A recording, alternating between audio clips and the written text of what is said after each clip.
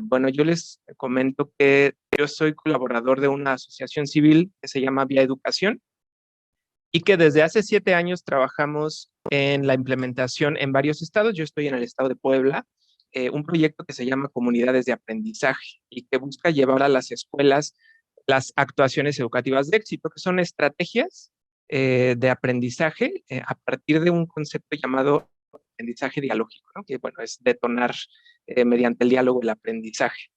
Y pues justo cuando viene la pandemia, pues nos detuvo, ¿no? Nos pasmó un poco y justo dijimos, ¿ahora qué vamos a hacer? ¿Cómo vamos a continuar, ¿no?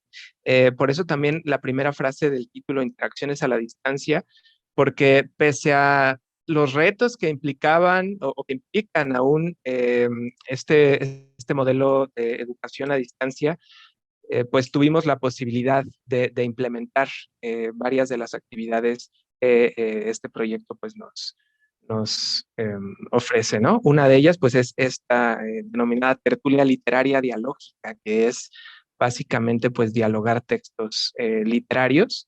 Y bueno, nosotros teníamos ya una gran eh, lista de beneficios que habíamos visto en estos años y yo ingreso a un posgrado de enseñanza de la historia de México, en el cual pues me interesa también saber si estas actividades que fomentan la convivencia, fomentan el gusto por la lectura, ver cómo las podíamos también cruzar con el tema de la historia, ¿no? Porque la enseñanza de la historia pues es uno de los retos muy importantes y más trabajando en educación básica.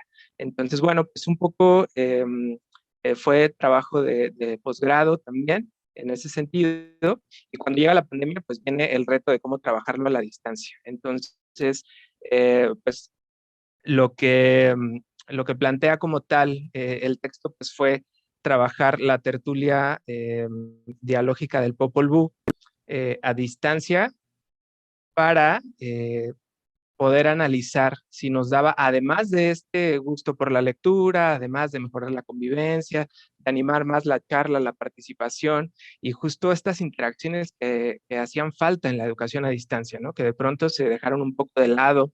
En la educación básica se trabajó mucho a partir de cuadernillos, ¿no? Como muy individualmente. Entonces, también pues buscar ese encuentro nuevamente, ¿no?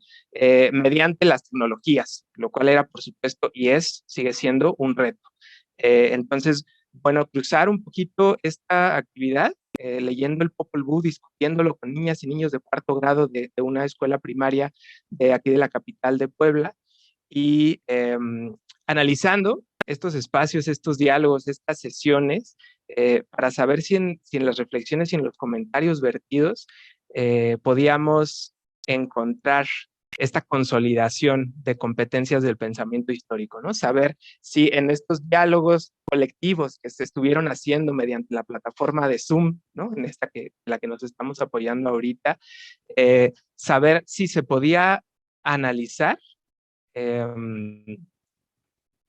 mejorías en el aprendizaje y la consolidación de las competencias del pensamiento histórico, ¿no? Lo cual a mí me llevó una grata sorpresa, pues al darme cuenta que sí, ¿no? Que efectivamente, pues podíamos apoyarnos muchísimo de esta estrategia educativa, pues para ir mejorando también y poniendo en contexto y en concreto los contenidos de historia de México.